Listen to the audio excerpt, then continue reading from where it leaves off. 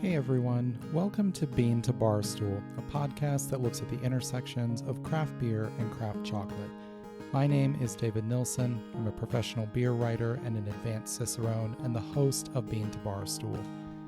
Today we're continuing our series of short bonus episodes looking at the basics of beer, talking about ingredients and the processes through which those ingredients are added. The last one we did was all about malt, and today we're continuing that and talking all about hops.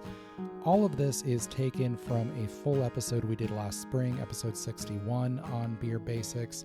The clip you're about to hear picks up in the middle of talking about the purpose of the boil, where we get to talking about hops. Enjoy. Hops are the primary seasoning agent in beer, and they're actually flowers, even though they look like little leafy green pine cones. The hops we use in brewing are the female flowers of the Humulus lupulus plant, a species we believe evolved about 6 million years ago in China. They thrive today from about 30 to 52 degrees latitude north or south of the equator. For our chocolate lovers out there, cacao grows in a band 20 degrees north and south of the equator, so there is nowhere in the world hops and cacao can be grown side by side. There are, however, two countries able to grow both in different regions currently, the US and Australia. Hop flowers are made up of small petals that overlap like scales on a fish around a central stalk or strig, and concealed under these petals is a waxy yellow substance called lupulin, which contains most of the good stuff we want for brewing. Hops grow on a vertical bine, that's bine with a B like boy rather than V like Victor. A vine, like what wine grapes grow on, grows vertically by attaching to a growing surface with tendrils or suckers, while a bine, as in the case of hops, grows vertically by wrapping its main stalk around the growing surface. In a hop yard, hops are grown on a trellis system of wooden poles connected by strings and wires. Hops grow rapidly and aggressively during the growing season. Their Latin name translates into small wolf, reaching 18 to 20 feet in height across the summer. They stay alive beneath the soil as rhizomes during the winter and will return again in the spring. Nothing looks quite like a hop yard in the summer, with 20-foot-tall hedgerows of green stacked one after the other across the field like the corridors of a gigantic maze. After being harvested, the cones are rapidly dried to preserve them, except for a small amount that will be used in seasonal wet hop beers to show off their fresh aromas, and are then either sold as whole dried cones or processed into compact pellets for easier storage and use. Hop companies have also experimented with many other hop-derived products over the years, such as powders and extracts. Hops provide two main things to beer: bitterness and aroma and flavor. The bitterness in hops comes from alpha and beta acids. In their natural state, these acids aren't all that bitter, and they're not all that liquid-soluble either. Brewers unlock these bittering acids by boiling them. The boiling process causes the acids to isomerize, at which point they're significantly more bitter and more liquid-soluble. Isomerization is when a molecule physically reconfigures without adding or removing molecular components. Brewers add hops early in the boil to allow these acids to isomerize. The flavor and aromas we get from hops come from essential oils, and the concentrations and interactions of these oils can be dazzlingly complex. They are highly aromatic, which means they are also highly volatile, and the oils from the hops added early in the boil get lost in the process. Brewers add hops for aroma and flavor late in the boil, just after the boil, or even in the fermenting or conditioning beer later on. This extracts the aromatic compounds without extracting much, if any, additional bitterness.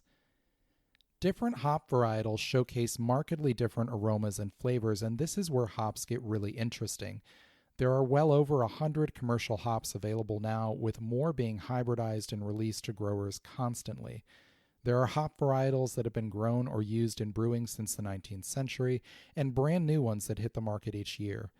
Hops are grown in many places around the world within the latitudinal bands I mentioned earlier, including continental Europe and the UK, Japan, Australia, New Zealand, South Africa, across the northern United States, and many other places.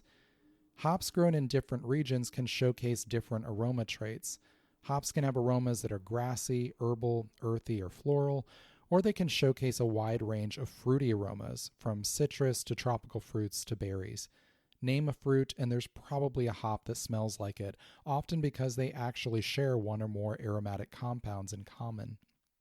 I've led tastings with beers full of tropical fruit aromas and flavors, and had attendees who struggled to believe me that there wasn't actually mango or pineapple in the beer. It was all from the hops. Most of the commercial hops in the United States are grown in the Pacific Northwest states of Washington, Oregon, and Idaho, with the Yakima Valley of Washington looming particularly large. It's common to hear the name Yakima used synectically to refer to the Pacific Northwest hops industry as a whole. That said, more and more small hop farms have been popping up around the country. There are several very small hop farms right here in my rural Ohio county. There's a wild subspecies of Humulus lupulus that has evolved in New Mexico called Neomexicanus, and hops can even be found growing wild in some parts of the country, often as feral remnants of domestic hop ventures from earlier in the 20th or even 19th centuries. If our chocolate-loving listeners want to experience the difference between hop aroma and hop bitterness, there are two bars I would recommend tasting side by side. Nostalgia's hop-aged bar was aged in a bed of Chinook hops and soaked up the aroma of those aromatic flowers. It has a bold hoppy aroma, in this case orange and pine, but no bitterness since the hops themselves and their bitter acids were not included. Somerville's beer-fermented bar, on the other hand, was made with cacao steeped in fermenting beer right after the boil, and in addition to hop aroma, packs a punch of hop bitterness as well.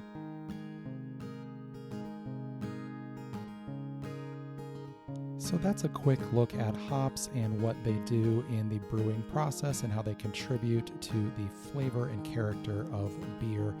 If you have any questions about this, please reach out. I will do my best to answer those. And go back and check out the bonus episode on malt as well. We'll have more of these bonus episodes coming up, looking at the ingredients and processes of brewing. You can check out our full catalog of episodes at beantobarstool.com or on your favorite podcast platform. Also, a reminder that Final Gravity issue 4, the new issue of our print beer zine, is now available on the Bean to Bar Stool shop, so you can check that out there or support us on Patreon to subscribe. Thanks for listening to Bean to Bar Stool. I hope you enjoyed this bonus episode. Cheers.